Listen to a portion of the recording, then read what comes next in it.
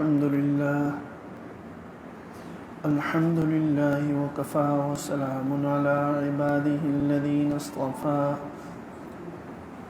أما بعد فأعوذ بالله من الشيطان الرجيم بسم الله الرحمن الرحيم الله يسجد من في السماوات والأرض طوعا وكرها وظلالهم بالغدو والآصال. سجدہ تلاوت واجب ہو گیا سب پر. یہ آیت سجدہ ہے، تو یہاں سے جب فارغ ہوں گے تو یہیں بیٹھے ہوئے سجدہ کر لیجیے. جب تک بیٹھے ہوئے ہیں جتنی بار بھی پڑھیں گے ایک ہی سجدہ ہوگا. سننے سے اور پڑھنے سے مجلس ایک ہی ہو، ایک ہی جگہ بیٹھے ہوئے اگر سجدہ تلاوت آدمی بار بار پڑھ رہا ہے یاد کرنے کے لیے یا سن رہا ہے تو ایک ہی سجدہ ہوگا. مجلس بدل جائے، اگر ابھی یہ آیت یہاں سنی اور تھوڑی دیر بعد نیچے جا کر سنی، پھر گھر میں جا کر پڑھی، تو پھر جتنی جگہ پڑھیں گے اتنی جگہ سجدے اتنے ہی سجدے ہوں گے. تو بہرحال یہ سجدہ تلاوت ہے. سورہ رعد کی آیت نمبر 15 ہے. فرمایا وہ اللہ ہی ہے جس کے لیے آسمانوں اور زمینوں کی ساری مخلوق سجدہ کرتی ہے. وَلِلَّهِ يَسْجُدُ مَن فِي السَّمَاوَاتِ وَمَن فِي الْأَرْضِ. وہ اللہ ہی ہے جس کے لیے آسمانوں اور زمین کی ساری مخلوقات سجدہ کرتی ہے. طوعا وکرہا، کچھ تو خوشی سے سجدہ کرتے ہیں اور کچھ مجبوری میں کرتے ہیں. وَظِلَالُهُمْ بِالْغُدُوِّ وَالْآصَالِ، ان کے سائے بھی صبح و شام اللہ کے سامنے سجدہ ریز ہوتے ہیں. سائے، انسان کا سایہ، درختوں کا سایہ، ان کے سائے بھی صبح و شام اللہ کے سامنے سجدہ ریز ہوتے ہیں.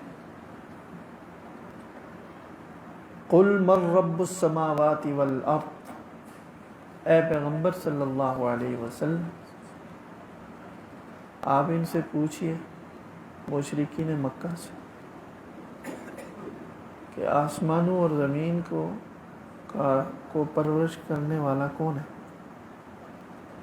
آسمانوں کا اور زمین کا، اور زمین کے اندر جو کچھ مخلوق ہے اور آسمانوں میں جو ہے، ان سب کی پرورش کرنے والا کون ہے؟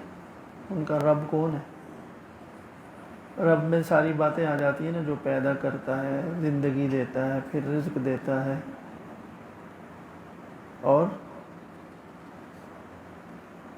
عمر بڑھتی جاتی ہے اس کے مطابق حالات، موسم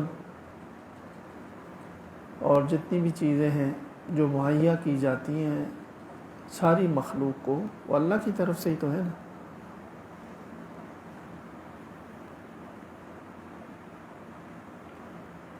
سمندروں میں مچھلیاں ہیں، جنگلوں میں درندے پرندے چرندے ہیں. ان کو کون، کوئی انسانوں میں سے کوئی تھوڑی محنت کر کے ان کو غذا فراہم کرتا ہے، گرمی سردی کے بچاؤ کے لیے ان کو کوئی مکان بنا کر دیتا ہے، بیمار ہو جائیں تو کوئی ان کے لیے ہسپتال رکھے ہوئے ہیں. ایسی ہزاروں لاکھوں مخلوق خدا ہے. خود یہ جو زمین کے اندر درخت ہیں، پودے ہیں، یہ ساری چیزیں کون کر رہا ہے؟ تو آسمانوں اور زمین کا رب کون ہے؟ ان سے پوچھئے. قل اللہ، اے پیغمبر آپ خود ہی کہہ دیجئے وہ صرف ایک اللہ. قل افاتخذتم من دونه اولیاء لا یملکون لانفسهم نفعا ولا نصرا. اے پیغمبر ان سے کہیے کہ کیا پھر بھی تم، یعنی جب یہ پوچھ لیا نا کہ آسمانوں اور زمین کا رب کون ہے، تو آپ ان کو بتائیے کہ اللہ ہے. اب فرمایا کہ ان سے کہیے کہ کیا پھر بھی تم اللہ کو چھوڑ کر کے اللہ کو چھوڑ کر کے کچھ ایسے لوگوں کو اپنا کارساز بناتے ہو. کارساز کام بنانے والا، مشکل حل کرنے والا، حاجتیں پوری کرنے والا، یہ کارساز ہے. کارساز بناتے ہو جو کہ خود اپنے لیے کسی نفع اور نقصان کی قدرت نہیں رکھتے. یعنی وہ دیوتاؤں اور بتوں کو کارساز سمجھتے تھے نا. تو فرمایا کیا پیغمبر آپ ان سے کہہ دیجئے کہ کیا پھر بھی تم اللہ کو چھوڑ کر کے کچھ ایسے لوگوں کو کارساز بناتے ہو اپنا کہ جو خود اپنی ذات کے لیے کسی نفع نقصان کی قدرت اور طاقت نہیں رکھتے. قل، اب آگے پھر سمجھانے کے لیے، قل هل يستوي الاعمى والبصير، آپ ان سے پوچھیے کہ اندھا اور بینا برابر ہو سکتے ہیں؟ ایک ہے اندھا اور ایک ہے دیکھنے والا، آنکھوں والا، کیا دونوں برابر ہو سکتے ہیں؟ قل هل تستوي الظلمات والنور، آپ ان سے فرمائیے کہ یہ بتاؤ کہ کیا اندھیرا اور روشنی برابر ہو سکتے ہیں؟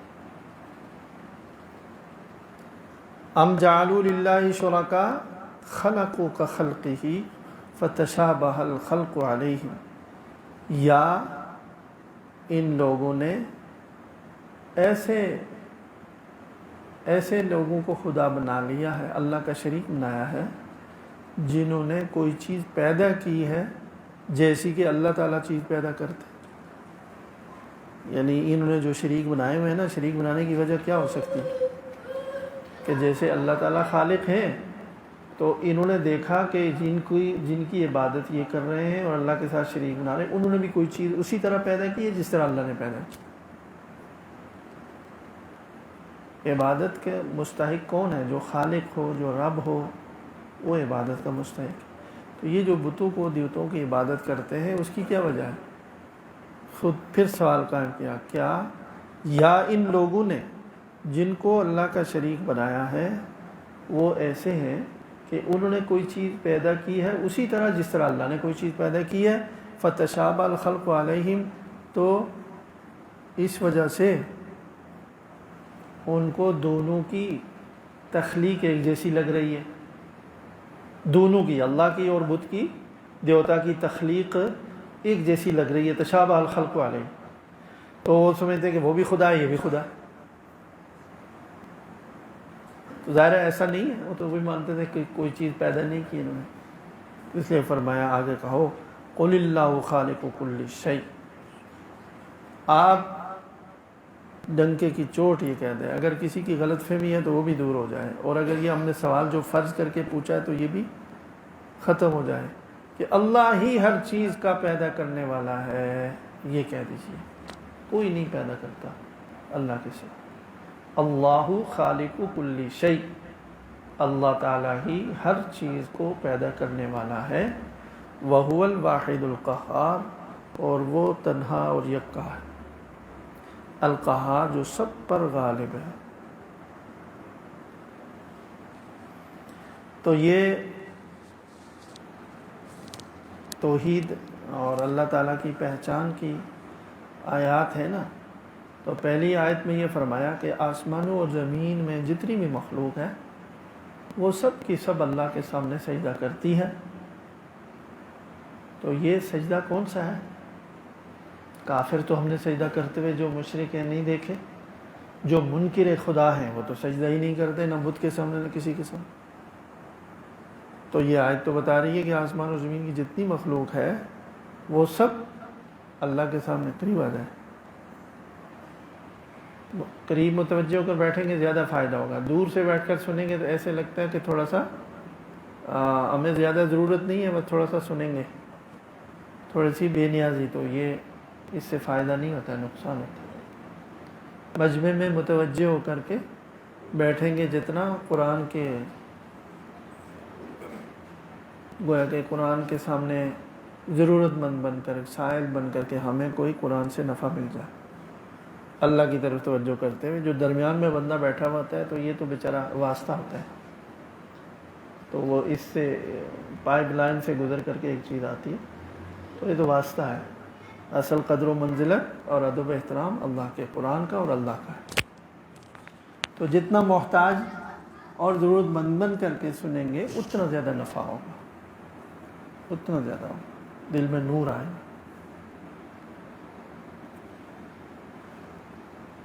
تو یہ پہلی آیت میں یہ فرمایا کہ زمین اور آسمان میں جتنی بھی مخلوق ہے وہ سب کے سب اللہ کے سامنے سجدہ ریز ہے, اور ان کے جو سائے ہیں وہ بھی صبح و شام اللہ کے سامنے سجدہ ریز ہوتے ہیں. تو میں نے عرض کیا کہ بہت سارے کافر تو سجدہ نہیں کرتے, لیکن آیت یہ کہہ رہی ہے کہ سب مخلوق اللہ کو سجدہ کرتی. تو یہاں سجدے سے مراد تکوینی سجدہ ہے, ایک شرعی سجدہ ہے. شرعی سجدہ جو ہم زمین پر پیشانی رکھتے ہیں یہ شرعی سجدہ ہے, شریعت نے مقرر کیا ہے. یا یوں سمجھے آپ اور آسان ہے, یہ جسمانی سجدہ ہے, یہ جسمانی سجدہ ہے. تکوینی سجدے کا مطلب یہ ہے کہ اللہ تعالیٰ کے دو طرح کے احکام دنیا پر ہیں. اللہ تعالیٰ کے دو طرح کے قانون دنیا میں چل رہے ہیں. ایک ہے قانون جن کو کہتے ہیں شرعیت, جس کے لیے انبیاء آتے ہیں, قرآن آیا, یہ شریعت ہے. حکم ہے کہ یہ کرو, اپنے اختیار سے فلاں فلاں کام کرو, اپنے اختیار کو استعمال کر کے, اور فلاں فلاں کام نہ کرو. کفر کو چھوڑ دو, شرک کو چھوڑ دو, بت پرستی کو چھوڑ دو, اپنے اختیار سے. اللہ کو واحد مانو, ایمان لاؤ اللہ پر, اللہ کے رسول پر, آخرت پر. اچھے اعمال کرو, برے اعمال چھوڑ دو.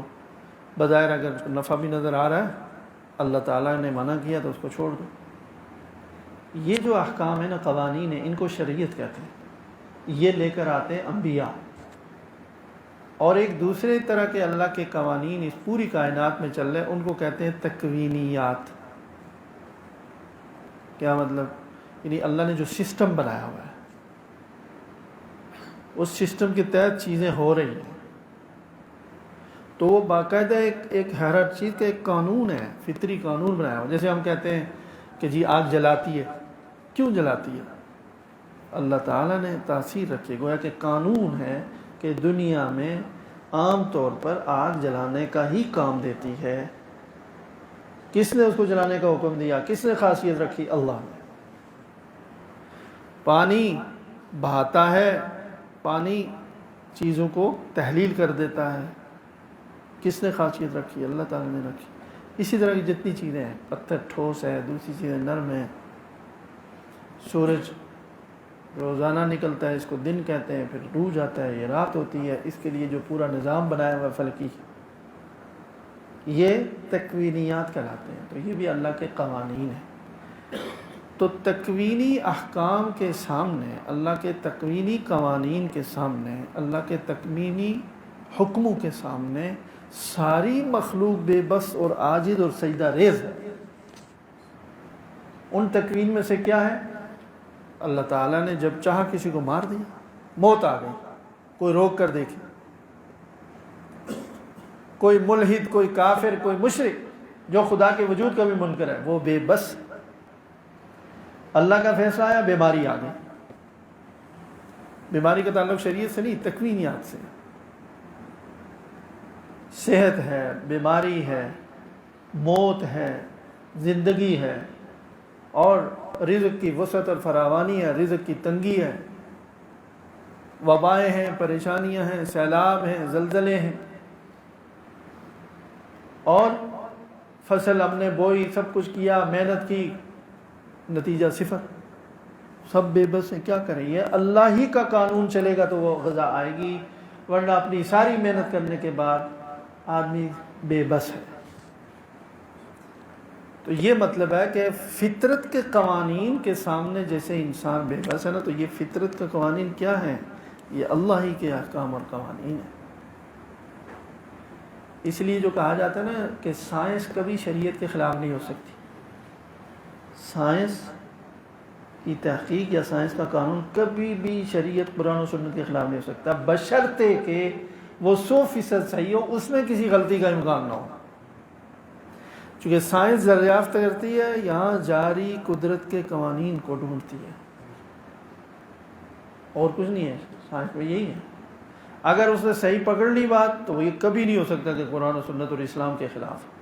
اس لیے کہ دونوں احکام اللہ کے ہیں، اور اللہ کے احکام ایک دوسرے کے معارض اور ایک دوسرے کے ٹکراؤ کے کبھی نہیں ہو سکتے، ممکن نہیں ہے۔ مطلب قرآن نے ایک حکم بتایا ہو اور تکوینیات میں کوئی ایسی چیز ہو جو قرآن نے اس کے خلاف کوئی بات کہی ہو، یہ کیسے ہو سکتا ہے؟ دونوں اللہ کے قانون ہیں، یہ کبھی بھی نہیں ہو سکتا۔ لہذا غلطی وہی ہوگی کہ جس کو کہہ رہے ہیں سائنسی تحقیق، وہ سائنسی تحقیق نہیں ہے، وہ ابھی کسی کا ہو سکتا ہے ویسے ہی آئیڈیا ہو اور ویسے ہی کسی کا اپنی رائے ہو۔ تو یہ مطلب ہے کہ آسمان، یا آیت کی طرف میں دوبارہ آتا ہوں کہ آسمان اور زمینوں اور آسمانوں اور زمین کے اندر جتنی بھی مخلوق ہے وہ سب کی سب اللہ کے سامنے جھکی ہوئی ہے، کچھ تو خوشی سے اور کچھ مجبوری سے۔ خوشی سے جو اللہ کے فرما بردار بندے ہیں، جیسے بھی حالات آتے ہیں تب بھی وہ اللہ کے سامنے جھکے ہوئے ہیں، اور اگر اللہ کا شرعی حکم آتا ہے، جو احکام آتے ہیں اس کے سامنے بھی جھکے ہوئے ہیں، سجدہ بھی کرتے ہیں۔ اور جو نافرمان ہیں وہ تکوینی احکام کے سامنے خوشی سے نہیں، مجبوراً جھکے ہوئے ہیں، کوئی چارہ نہیں ہے، کوئی بس نہیں ہے۔ اس دنیا سے باہر نکل کر کے دکھائے نا، یا معاشر الجن والانس ان استطعتم ان تنفذوا من اقطار السماوات والارض فانفذوا۔ سارے جنوں اور شیطانوں کو اللہ نے چیلنج کیا کہ یہ جو زمین اور آسمان کے جو افق ہیں اس سے باہر نکل کر تو دکھاؤ۔ تو مجبور ہے آدمی، کہیں نہیں جا سکتا۔ تو یہ تکوینی حکم ہے، اللہ نے پیدا کر دیا، اسی دائرے کے اندر ہے، یہاں سے باہر نہیں جا سکتا۔ اسی طرح کتنی چیزیں ہیں، صحت ہے، بیماری ہے، زندگی ہے، موت ہے، رزق ہے، تنگی ہے، وسعت ہے، جو حالات، بارشیں ہیں، گرمی ہے، سردی ہے، کوئی بدلے نہ گرمی موسم کو کہ میں تبدیل کرنا چاہتا ہوں، کون سا نہیں کر سکتا؟ سب بے بس ہیں، اللہ کے سامنے عاجز ہے۔ ہر آدمی کی ذاتی زندگی میں اندر میں کتنی چیزیں ہیں، گردہ کہیں لگا دیا، نہیں لگایا، دل دائیں سائڈ پر آ گیا، کوئی چیز فیل ہو گئی اندر سے، آنکھ سے روشنی ختم ہو گئی، کرو نا سیدھے ٹھیک ہے اس کو، کہتے ہیں جو پیچھے جو بالکل جو مرکز ہے سر، کہتے ہیں وہاں سے بھی بعد اوقات روشنی ختم ہو جائے، کوئی آپریشن کوئی چیز کام نہیں کر سکتی۔ بڑے بڑے ڈاکٹر ہیں، سب کچھ ہیں، اللہ بچائے اللہ بچائے، کینسر ہو گیا، اب کیا کریں گا؟ اس سٹیج پر چلا گیا کہ جی علاج نہیں ہو سکتا، تو بڑے ماہر کہلاتے تھے، بچائے نا اپنے آپ، نہیں بچا پا سکتے۔ تو قدم قدم پر اگر غور کریں تو اللہ کے سامنے بے بس عاجز ہیں، سر جھکایا ہوا ہے، کوئی خوشی سے اور کسی نے مجبوری سے۔ یہ اللہ تعالیٰ دکھا رہے ہیں، سمجھا رہے ہیں کہ دیکھو یہ کوئی منطقی اور فلسفی باتیں نہیں ہیں، بالکل سادہ سی بات ہے جس کو ہر آدمی سمجھ سکتا ہے، شہری، دیہاتی، پڑھا لکھا، ان پڑھ۔ تو یہ کوئی، اور یہ ایسی چیز ہے جو ہر ایک کی عقل بھی مانتی ہے، دل بھی مانتا ہے کہ واقعہ ہے ہمارے سامنے، ایسے کتنی چیزوں میں بے بس ہے، جھکتے ہیں بے بسی سے۔ تو جب یہ بات ہے کہ اللہ کے سامنے جھک رہے ہیں، نمبر 2 یہ فرمایا کہ پھر آسمان اور زمین کا یہ بھی ان سے پوچھو کہ رب کون ہے۔ تو مشرکین مکہ اللہ تعالیٰ کے وجود کے بھی قائل تھے، اللہ کے رب ہونے کے بھی قائل تھے، اور جو شرک کرتے تھے نا، تو مشرکین مکہ کی شرک کی جو صورت تھی وہ یہ تھی کہ وہ کہتے تھے کہ یہ اللہ کے پیارے ہیں اور اللہ تعالیٰ نے ان کو کچھ خدائی اختیارات دے دیے، ایسے ہی اپنی طرف سے من گھڑت، کوئی اس کی دلیل نہیں تھی، لیکن عقیدہ یہ تھا کہ اللہ کے پیارے ہیں اور کچھ اختیار اللہ نے ان کو دے دیا ہے، تو اب ہم جب ان کو خوش کریں گے تو چونکہ اللہ کے یہ پیارے ہیں تو ہماری یہ 2 صورتیں، یا تو یہ ان کے دائرہ اختیار میں اگر جو چیزیں ہیں تو وہ ہم انہی کو خوش کریں گے، انہی کی عبادت کریں گے، ان کو سجدہ کریں گے تو یہ خوش ہوں گے، ان کے نام کی قربانی دیں گے تو یہ خوش ہوں گے، ان کے نام کا چڑھاوا چڑھائیں گے تو یہ خوش ہوں گے۔ جب یہ خوش ہوں گے تو ہماری حاجت پوری کریں گے، ہماری دعا پوری قبول کریں گے، جو چیزیں ان کے دائرہ اختیار میں۔ اور وہ بھی سمجھتے تھے کہ بہت سارے کام ایسے جو ان کے دائرہ اختیار میں نہیں ہیں، وہ اللہ کے اختیار میں ہیں، تو پھر بھی ان کو کیوں عبادت کرتے ہیں؟ چونکہ یہ اللہ کے پیارے ہیں تو ہم ان کو کہیں گے، یہ اللہ کو کہیں گے، تو اس طرح ہماری حاجتیں پوری ہوں گی، ہماری اللہ کے پیاروں کے پاس سامنے اور اللہ کے پیاروں کی اللہ کے سامنے. تو یہ سب فضول من گھڑت شیطان نے سکھائی ہوئی تھی بات، اس کی کوئی دلیل نہیں ہے بھائی. اور بعض دیکھیں مسلمانوں میں ایسے جاہلانہ فکر کے لوگ ہیں کہ ایک آدمی نے مجھ سے کہا خود زمانہ طالب علمی میں، ابھی بھی طالب علم ہوں لیکن ضابطے کی طالب علم، تو انہوں نے کہا دیکھیں مجھے سمجھانے لگے چونکہ وہ بڑی عمر کے تھے، کہنے لگے آپ کو اگر وزیر اعظم سے ملنا ہو تو پہلے کس سے ملیں گے؟ میں نے کہا جی جو ہوتا ہوگا کوئی اس سے. پہلے وہ سیکرٹری تھے، پتہ نہیں کس سے ملیں گے، پھر وہاں جائیں گے تو پھر چوکی دار اور سیکورٹی والے آپ کے سامنے آئیں گے، اس کے بعد جہاں پر کوئی سٹاف فلانا ہوگا فلانا، ہوتے ہوتے ہوتے ہوتے پھر جا کر آپ. تو اسی طرح اللہ کے پاس اللہ کے سامنے اپنی حاجت رکھنی ہے، اللہ کے پیاروں کو پہلے ڈائریکٹ اللہ تک جانا. تو میں اس کی عقل پر حیران ہو کہ کس قدر احمق آدمی ہے، تو دین ہی نہیں سمجھتا، یہ اللہ کو بھی نہیں پہچانا اب تک. اور بھائی دنیا کے انسان تو اس لیے اتنے پردوں میں بیٹھے ہوئے ہیں اور اتنے معاون مددگار اور نوکر چاکر کی ان کو ضرورت ہے کہ انسان کمزور ہے، محتاج ہے، عالم الغیب نہیں ہے، قدرت و طاقت اس کے پاس نہیں ہے، وہ تھکتا بھی ہے، وہ سوتا بھی ہے، اور جناب یعنی اس کو یہ بھی نہیں معلوم جو ملنے آ رہا ہے وہ ملنے آ رہا ہے قتل کرنے آ رہا ہے. تو تفتیشوں سے گزر کر کے تاکہ وہ لوگوں سے محفوظ بھی رہے، اپنے اوقات کو بھی اس طریقے سے استعمال کرے، کھانے پینے کی اس کی حاجت ہے، لیٹنے سونے کی اس کو حاجت ہے، وہ تو مجبور ہے، محتاج ہے، چاہے بادشاہ ہو. اس لیے اس نے یہ اتنے دائرے رکھے ہوئے ہیں، چوکیداریاں رکھی ہوئی ہیں.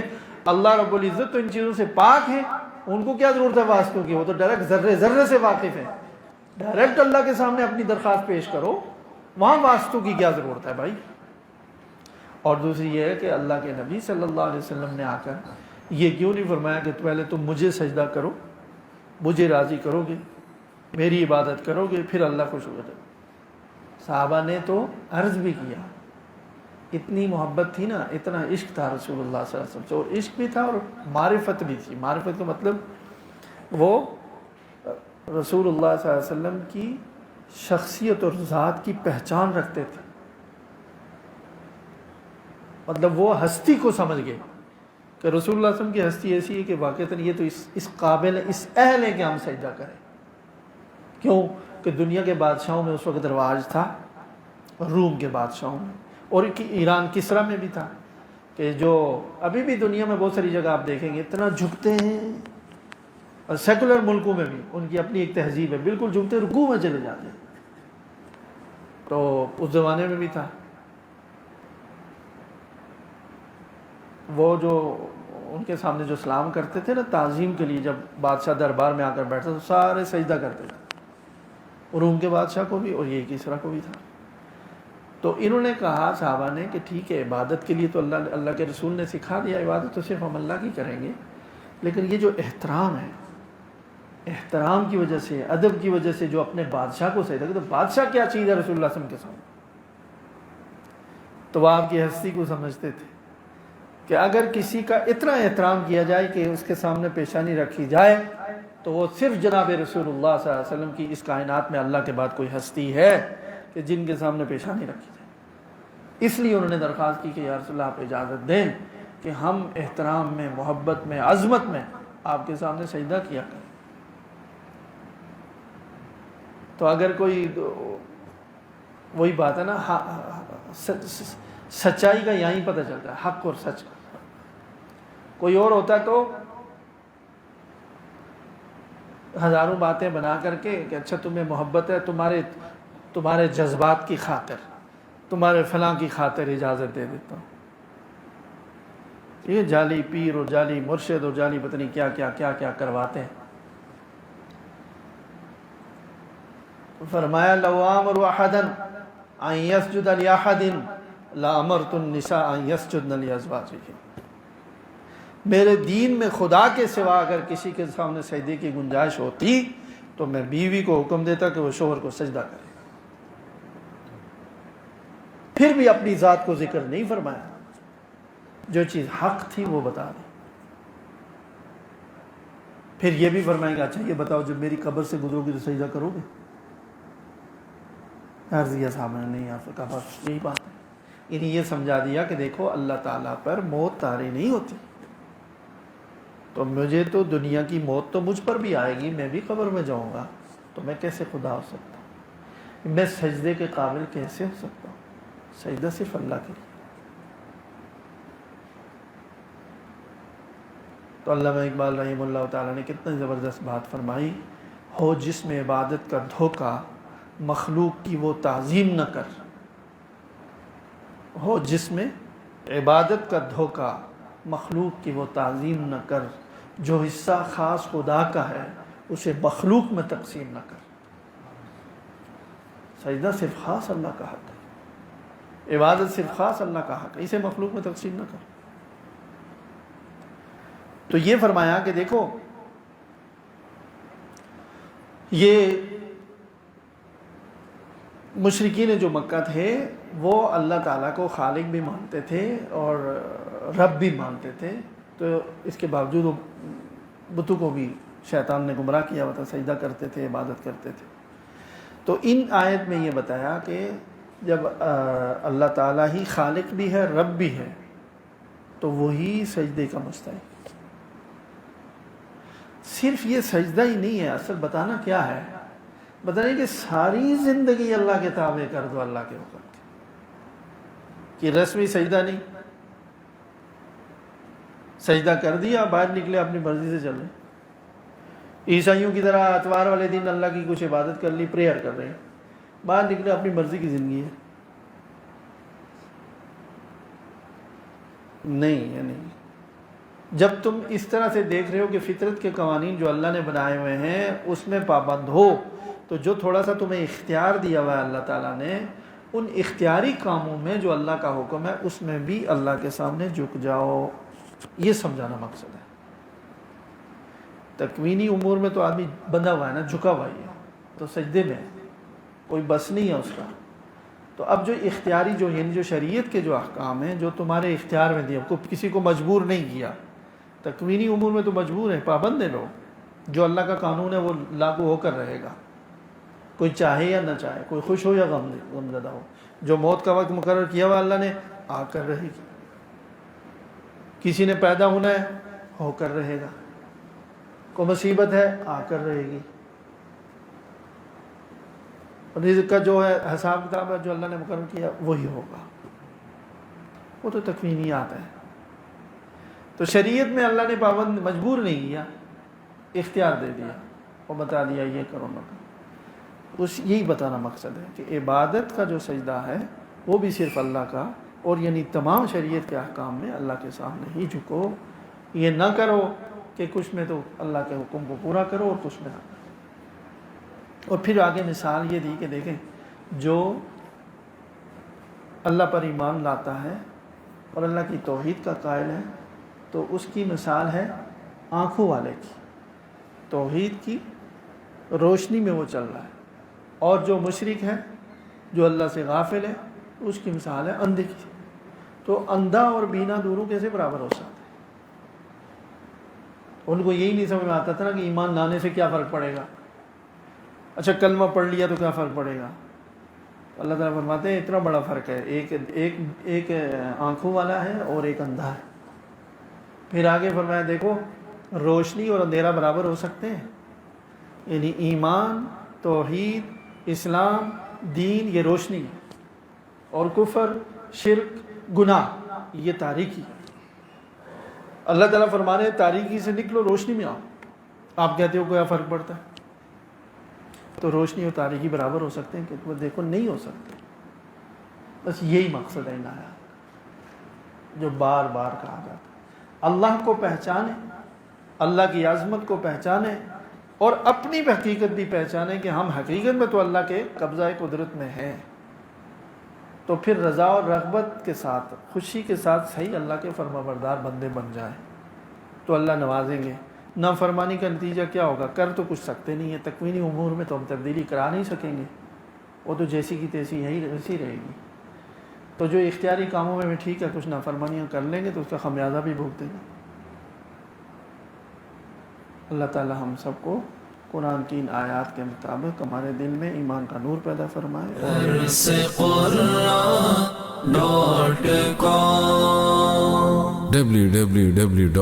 www.darsequran.com